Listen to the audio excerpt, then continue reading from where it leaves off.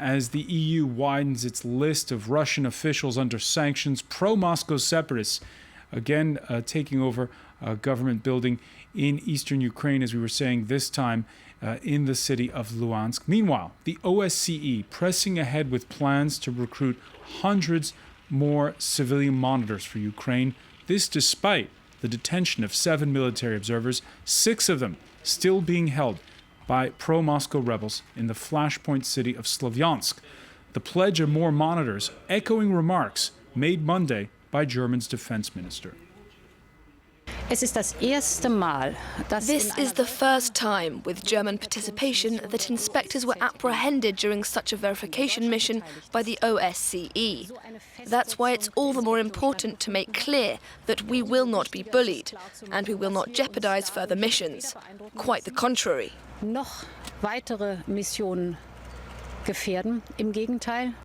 We will not be bullied. Well, joining us to talk about it, Veronika Krasheninnikova. Thank you for being with us. Thank you for inviting me. You run the Center of International Journalism and Research at the Russian government's international news agency, Rossiya Segodnya.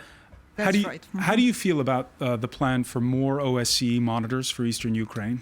Well, it's important that OSCE monitors be civilian people, because frankly, sending military people on an observation mission in the conditions that we have today in Ukraine is somewhat provocative. So it's good that other monitors would be coming, and let's hope that this will help transmitting the objective information from the ground in the east of Ukraine, and let's hope that there wouldn't be other professionals inserted in this civilian community. What do you mean by other professionals? Well, intelligence agents or whoever, or military in disguise. Perhaps not military in disguise, but you need people who can monitor and who know the situation. Absolutely, monitors, civilian monitors, and as it has just been said by someone, this will be civilian monitors. So what do you think about the 6 that are being detained? Well, again, the situation is so critical and so explosive on the ground. What's happening in the east of Ukraine is a protest against the coup d'etat that took place in Kiev. People in the east of Ukraine simply categorically disagree with those who are in power in Kiev. And the people who are in power don't seem to hear the east of Ukraine. But do you think it's right to hold those 6 men hostage? Well, I think it's wrong to conduct a coup d'etat to begin with. And this all is happening in reaction to the policies that are run by the Kiev government. So you don't condemn the detention of those 6 men? I think the situation is very volatile, and it would have been better not to send military people to the east of Ukraine. Simply. Right, but what to do with them now, do you think? Well, sooner or later they will be released, obviously. And the one who was released was, as he says, was treated very well. So that will happen with the others as well. Shouldn't Moscow be putting out a formal statement asking for their release? I think there is a lot in this situation that Moscow should be doing, and probably part of this is being done.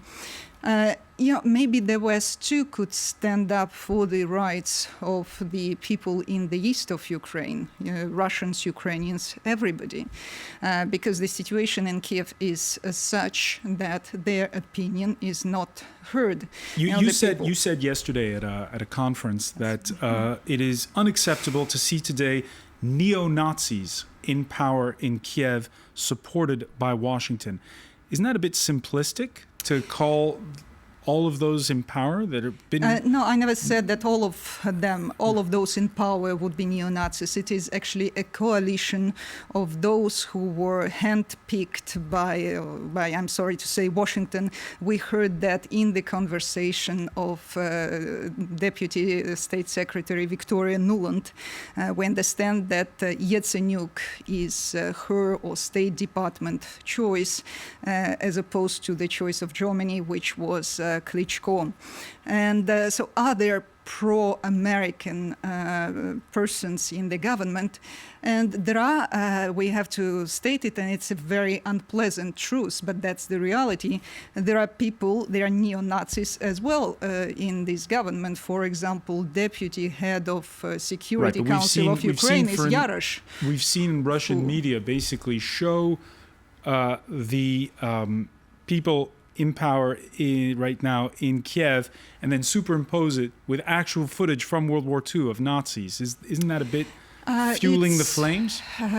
Well, it's recognizing the reality. People who came, some of the people who came to Maidan and some of those who were killing peaceful protesters as well, did this under the portraits of Stepan Bandera. There are very few people in the West who know who Stepan Bandera was. So I will remind that he was an Third Reich Abwehr agent from the time before World War II. And the purpose of his organization of Ukrainian nationalists, was to kill Soviet soldiers and partisans, and that's what they have been doing during the war. And you have to say that there were more atrocities committed by these people during the war. So when we see the portraits of Bandera again, so that creates very strong analogies, I have to say. Right, but it doesn't paint the whole of no, we don't say that it's the whole, but you know what's important is that the police, the special services, and other enforcement agencies are in the hands of those people. Do you think they're in the hands of those people? Well, I'm sorry to say, if Dmitry Yarosh is deputy head of Security Council in Ukraine, yes, it is in the hands. And besides, his people are being integrated in the National Guard. Now, this which will be used against the East. This Tuesday, Ukraine's parliament discussing the concept of more federalization and of a referendum, as asked for by the Russian foreign minister in that Geneva memorandum. Is there a chance now that we could start to see a de-escalation? It's a welcomed idea. However, there are so many details in this discussion. What the east of Ukraine heard in the past few days from Kiev is that the Russian language will have a special status. It doesn't quite explain, the special status. The only status the Russian language can have in Ukraine, with 70% of population speaking Russian, is a status of state language together with the Ukrainian. Just as the Ukrainian language has the same status as Russian in Crimea now. But Kiev doesn't agree with that, and besides, the Russians are given the status of national minority in the country. This is somewhat pejorative. And they're still arguing right now over the language to use in that referendum. They haven't agreed to it so far. They're discussing it in Parliament. If they do agree to language that is amenable, any problems with a May 25th presidential election? There are many problems with the presidential elections. It's very difficult to run the campaign in the current situation in Ukraine, when the candidates from other parties... a strong statement out of Moscow calling on all sides to put down weapons would be a good start, no? It is, which was done. That happened in Geneva. However, it is the two sides who have to implement this agreement. But back to the elections, the candidates from the East are being beaten up. The party, the Communist Party and the Party of the Regions, is being simply forbidden. The electorate is threatened. People are afraid to go to vote. And most importantly, the country that is described in the constitution of Ukraine doesn't exist any longer. So it seems that the first step should be the constitutional reform and then presidential elections. First constitutional report. Finally, a word on the shooting of the mayor of Kharkiv. Well, that's what happens in a country in a situation like that. And you see, the disagreements are not being discussed. People, they just shoot those they disagree with, and it's a big tragedy. And that's the general atmosphere in the east of Ukraine. And it would be very important to find who did this. All right, Veronika Krasheninnikova, Many thanks for joining us. Thank you for being with us here in Paris. Thank you, Francois. Stay with us. More to come here on France 24. We'll have more news, plus the day's business, the latest on that merger bid, takeover bid rather, for Alstom with the counteroffer by Siemens. And then we'll have all the day's sports, previewing, of course, the Champions League.